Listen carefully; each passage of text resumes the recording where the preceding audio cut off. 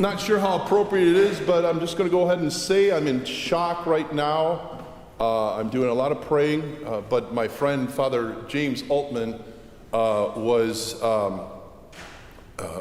his faculties were removed. The bishop says this is not permanent but temporary until he, I can't remember the word he used, complies to the bishop's demands, of which he's just simply not saying what that really is, nor is he being specific about any horrific things that Father Altman has done. We're living in a very, very tumultuous time. And I don't want to be just a negative Nelly up here, because I always qualify by saying I have great hope. And I believe, and I hope I'm right about this, that this is a time in which evil is being drawn out from the darkness. Its hand is being forced so that it can be seen easily for what it is. Why? So that more and more people understand that this evil is real. This isn't a conspiracy theory any longer. Once it's drawn out, it becomes fact that this is the evil that we're dealing with right now. And I do believe we have some bishops that are trying to be in league with the powers that be. I've been calling them a tyranny, a radical secular tyranny. And again, for whatever reasons, I think the system that we have set up has led to it, where there's a money train that is threatened. And in the past, the bishops didn't have to compromise their morals, their ethics, truth, in order to keep the money train coming, yet now they do. And so there are those bishops that are appeasing the tyrants. And there are those bishops afraid of the bishops who are appeasing the tyrants. And it's hard to find any bishops who don't fall into one of those two categories right now. And so you have a Father Altman who is shining a bright light on all this. And it's almost like you can see the panic, no, you can't say that, you can't do that, no, get him down. And it's happening to other priests, priests who are offering a reverent mass and openly speaking the truth. That pretty much sums up the identity of those who are being persecuted right now.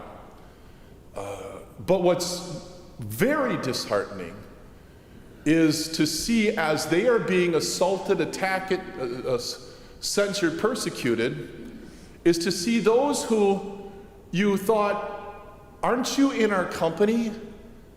Aren't you in our kind of inner circle, our family of God? Yet you see people joining ranks with those who are persecuting these priests.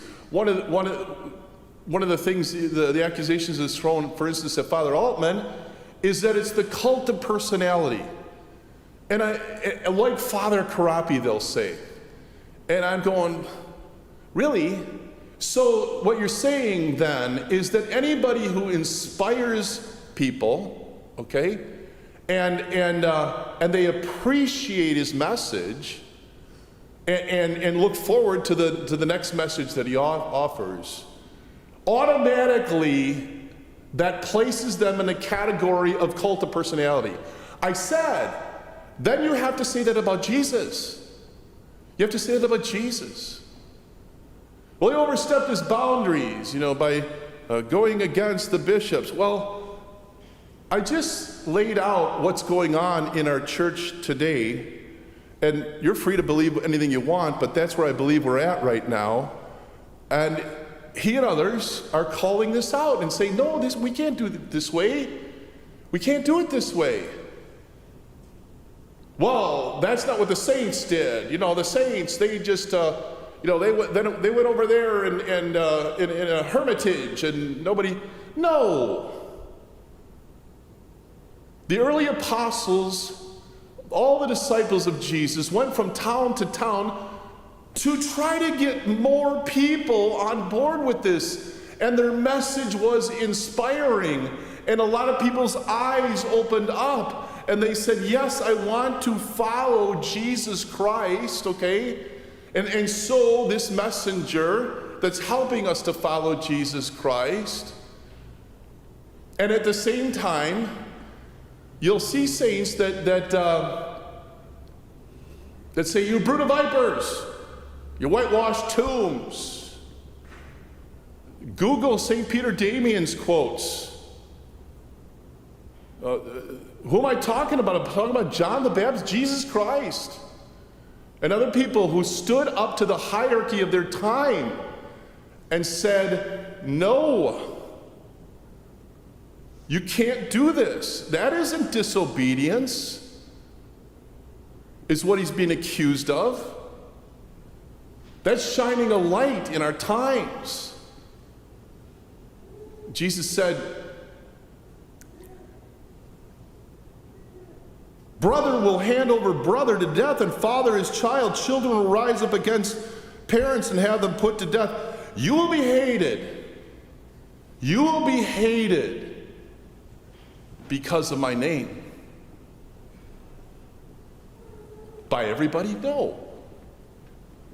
By those who hear the message and want more. Oh, but that's a cult of personality. Or those who say, wait. The elites, the cabal, the tyrants of our times are going to get upset with your truth. You're being divisive. You're upsetting people who want to hold on to their worldly sins, okay, while counting themselves as a child of the light, and then come and receive communion and model that for the rest of the kingdom of God. Okay, I'm not naming names here, right? But we know who we're talking about. And then you have hierarchy who are saying, come on. Yes, this is the new normal. Go ahead and believe whatever horrendous thing, abomination unto God, practice it, promote it, and then come and receive communion. And if you dare speak out against that, you're divisive. And you need to be put out. That's where we're at right now. And some are saying, shh. We're taking the long view here. We'll chip at this little piece by piece. I keep thinking, there have been horrific times. I always talk about this movie, Sing a Little Louder, where the minister, the priest, hears the call, the cries from the train that stopped behind the church of those going to the concentration camp. Help us! Save us! And his response is to drown out those cries. First by speaking louder, then he calls on the organist to play loud and for everybody to sing loud so they don't hear how horrific it is all around them. What's that like? What's that like? Oh, Father, this isn't like concentration camps with Jews. 1.7 billion babies under our watch.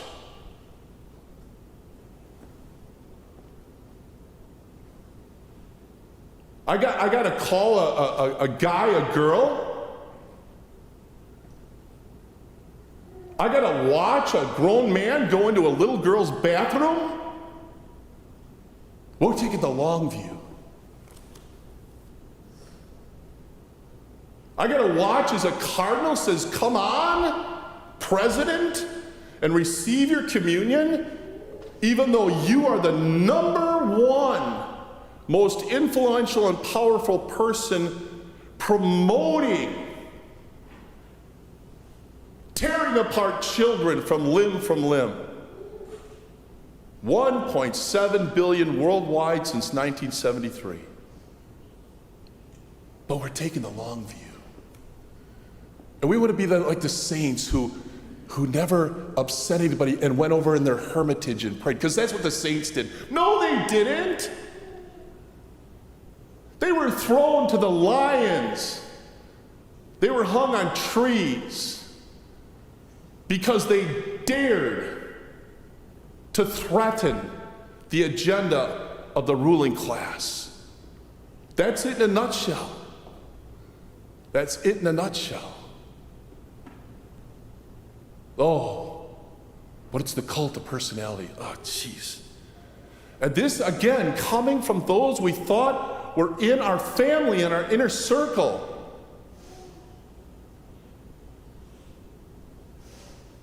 You will be handed over, brother to death, and father's child. Children will rise up against the parents.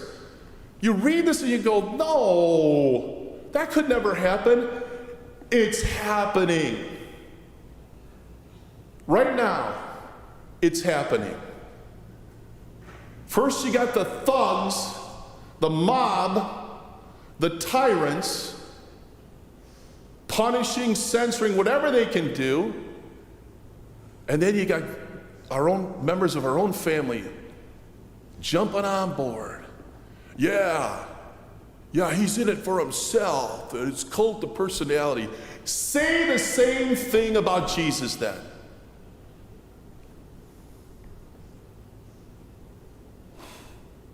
I think we're tired too.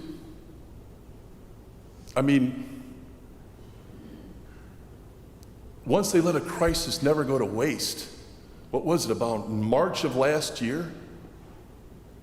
And they were drawn out into the light so we could see their ugly evil for what it is.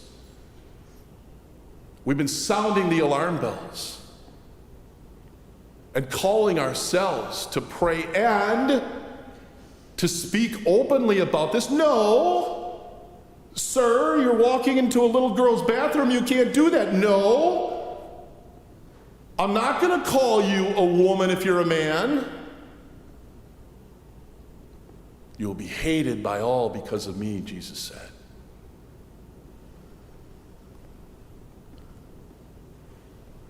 I believe we're facing a watershed moment. And I think we all have to do a heart check. Am I willing to lose family members, for instance, because I ain't gonna call a guy a girl when he's not a girl? Am I gonna get active to stand against this surge of tyranny that has come in? Am I going to pray and discern what are the gifts that you gave me, God? And how can I make a difference to build the kingdom of God? Which means it ain't the kingdom of the devil. Which so many are allowing while we say, well, the saints, all they did was sit in hermitages and pray. Read your history books once again. Would you please? I want to say to them. This reading came on the day after my friend was put out. You can't make this stuff up. Yep, he's hated. Yep, his own inner circle is persecuting him. He ain't no cult of personality. He's an inspiration for all of us. And so let us, God, understand what's going on